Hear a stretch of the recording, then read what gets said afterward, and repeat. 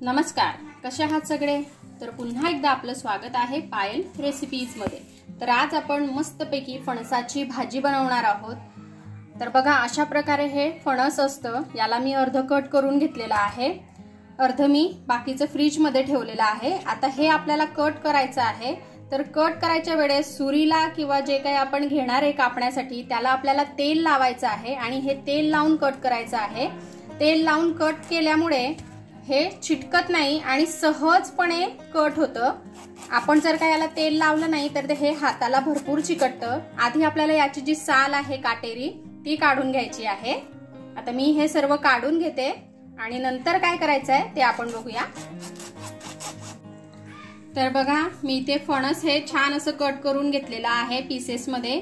आता आपल्याला फणस बनवण्यासाठी मसाला तयार करायचा आहे, तर तो कसा करायचा आहे ते आपण बघूया। तर मसाला बनवण्यासाठी आपल्याला 2 मोठ्या आकाराचे कांदे इथे कट करून घ्यायचे आहेत आणि यांना तव्यावर आपल्याला छान असे भाजून घ्यायचे आहे। तवा मी ऑलरेडी गरम करून ठेवलेला आहे। आता आपल्याला हाय फ्लेम वरती कांदा छान असा भाजून घ्यायचा आहे आणि कांदा भाजताना एक लक्षात ठेवायचं आहे, आपल्याला यावर थोडंसं तेल टाकून घ्यायचं आहे, म्हणजे कांदा छान असा भाजला जातो। तर मी इथे आता थोडं तेल टाकून घेते। तर इथे कांदा छान असा भाजून झालेला आहे। आता आपण हा काढून घेऊ। आता इथे मी थोडं अद्रक घेतलेला आहे, थोड्या आपल्याला लसणाच्या पाकळ्या घ्यायच्या आहे आणि थोडं खोबरं। आता हे सर्व आपल्याला हलकसं भाजून घ्यायचं आहे। आणि हो, तुम्हाला जर का आजची रेसिपी आवडली तर लाईक करा, त्याचबरोबर फॅमिली आणि फ्रेंड्स सोबत शेअर करा आणि जाता जाता चॅनलला सबस्क्राइब करायला विसरू नका बरं का। आता हे सुद्धा झालेलं आहे, आपण काढून घेऊ। आता इथे आपल्याला मिरच्या भाजून घ्यायच्या आहेत। मिरच्यांच्या ऐवजी आपण इथे लाल तिखट सुद्धा वापरू शकतो, पण अशा प्रकारे मिरची वापरल्यामुळे भाजीला कलर सुंदर येतो, म्हणून अशा प्रकारे मिरची आपल्याला भाजून घ्यायची आहे। यावरही थोडंसं तेल टाकून घेऊ आपण। आता इथे मिरच्याही छान अशा भाजून झालेल्या आहेत, आपण काढून घेऊ। 2 पोहे खायचे चमचे आपल्याला इथे धणे भाजून घ्यायचे आहेत, त्याचबरोबर 1 चमचा जिरे, थोडंसं जास्त टाकते मी इथे। जिरे आणि धणे दोघेही आपल्याला भाजून घ्यायचे आहेत, लवकरच भाजून होतात, हे खूप वेळ लागत नाही। बघा, हे झालेले आहेत, आपण काढून घेऊ।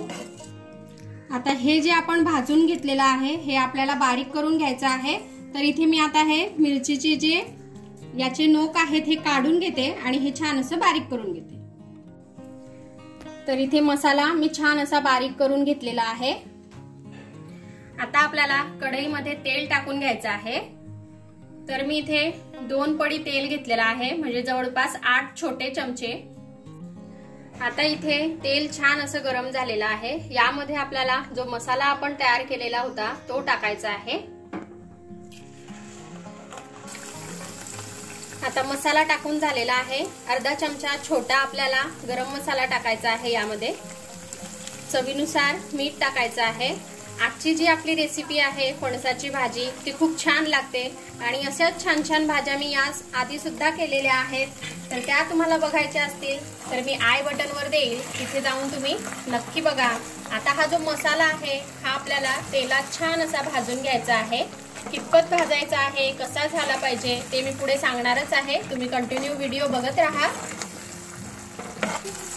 आता इथे मसाला छान असा भाजून झालेला आहे, बघा तुम्हाला साइडने याला तेल सुटलेलं दिसत असेल। तर अशा प्रकारे आपल्याला मसाला हा भाजून घ्यायचा आहे। मसाला जर का अशा प्रकारे भाजलेला असेल तरच भाजीला टेस्ट चांगली येईल, चव खूप छान लागेल।